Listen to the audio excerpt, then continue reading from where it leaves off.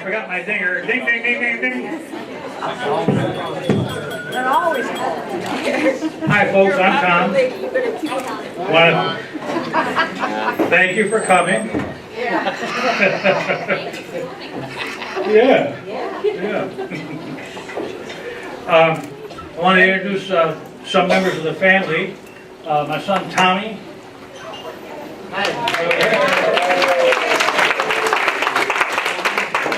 Who's entirely too happy as a bachelor, so you girls.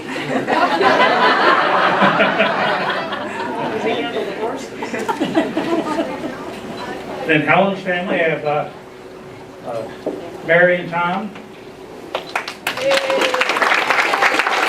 Tom and Pat. Helen's brother John. Jennifer. Marina. Kevin. Jennifer and Kevin just got engaged last night, so we're all excited.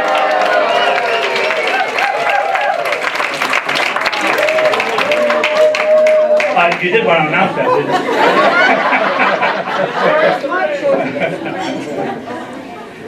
Then I have my much older brother Jim, and his wife Joan. My brother Bobby, and Trudy. I'll talk to my sister Lynn over the phone or the email. My sister Lynn, who also got engaged, and her fiance Steve.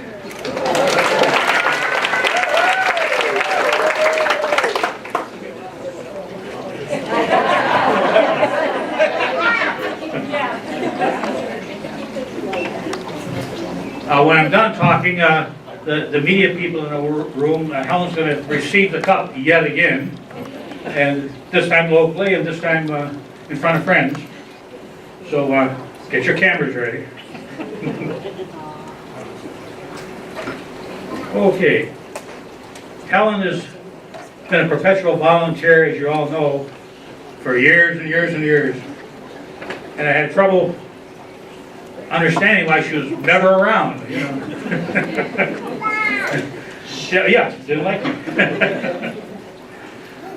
She was so busy over at South Farm, I used to think she had a crush on Chris. But then one year, she begged me to take her to Chincoteague. That's an island off of Virginia, has wild horses on the island. And when she was a 5-year-old kid, she read the story Misty of Chincoteague and fell in love with horses ever since. So later on, when she became a woman, she bought her own Misty, named her Susie. I'm sure she named her Misty, but it was Susie. And the story is about an island off the coast of Virginia where wild horses are allowed to roam free. And it was about a little girl and her brother who used to sneak over to the island, and they fell in love with a new horse named Misty, trained it, and of course it won the big race and so forth, you know, kid story. But like I say, later on she went on and saved a horse that was going to the knackers, and wild horse, that's why I was going there, trained that horse, gentled her, and filled my house full of blue ribbons. Named that horse Susie. Like I say, I was sure it was going to be Misty, but I named her Susie. So she begged me to go on this trip to Chincoteague. So we got there the evening before. She wanted me to read Misty of Chincoteague.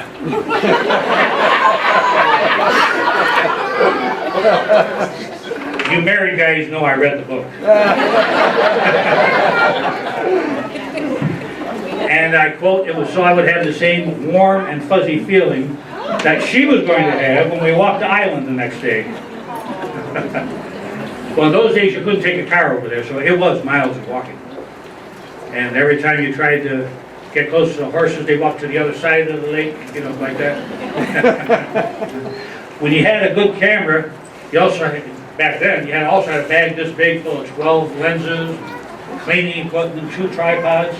And of course, this is Helen, so it's a small Pepsi that had to go with it. Or baby golden. So, and I was impressed. It was a nice trip. I enjoyed the horses. I took 1,000 pictures.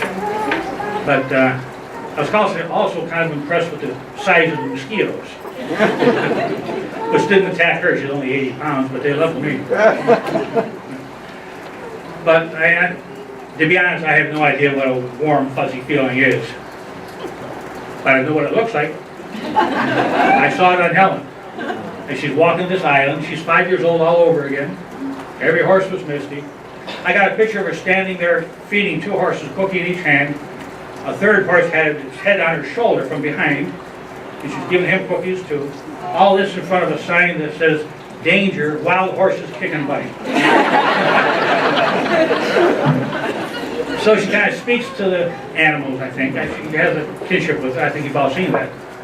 And that's what brings her over to South Farm all the time. I'm sorry, Chris, but that's just her love for animals and that whole world of eventing and so forth. About 6 years ago, Sarah let us know that Helen had won the Volunteer of the Year for Area 8. And that, which I didn't know, was Ohio and the neighboring 7 or 8 states. I, of course, was somewhat surprised I can't get her to cook dinner. So when Sarah called to say that Helen had won this, the National Volunteer of the Year, asked if I would take her to Nashville to receive it, and wanted it to be a surprise. So I said, okay, I'll wait for Helen to come home and tell me we want to go there. You know. So Sarah had Jackie Smith send her a letter pretending that South Farm had won the event of the year. There is no such thing, but the event of the year. And Helen, if we pay your expenses, would you go and pick it up? So that's how we got her there. And I'll let Helen, as she travels around, tell you her surprise. You saw her surprise here. I'll let her tell you how that went. But it was interesting to watch her. And she deserves the award, of course. So that was fun. Sarah is going to present the couple all over again. Additionally, read the letter she sent that made them pick Helen as the Volunteer of the Year. The slide presentation you see here is all from South Farm, all events they've had there. And South Farm was basically a parking garage for the Hunt Club years ago. Sarah turned it into the showcase it is today.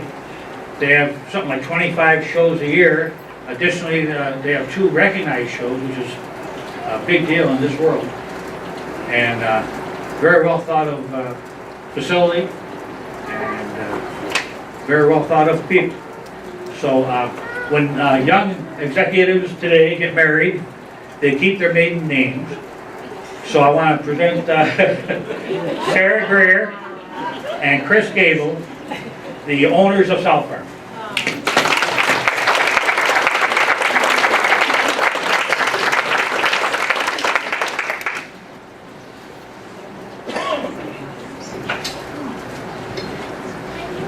Hi, everybody.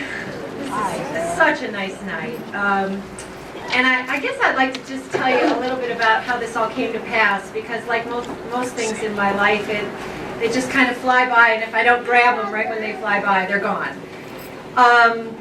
I think it was an October evening, and it had been cold, and I'd been in the barn all day, and I said to my loving, patient husband, honey, I'm going to go take a nice hot bath. Will you please just watch the kids for a little while? So he did. So I got my favorite magazine, my eventing magazine, and went up and got in the bathtub. Realized I didn't even have my glasses. So I'm trying to read this, and I realized that as I'm reading that they're talking about the convention that's going to be happening in December. And they're still taking nominations for awards. And my eye went right to Governor's Cup. And I thought, well, now that's got Helen written all over it.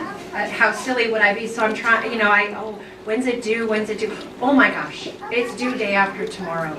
It's a Saturday night and it's due Monday morning.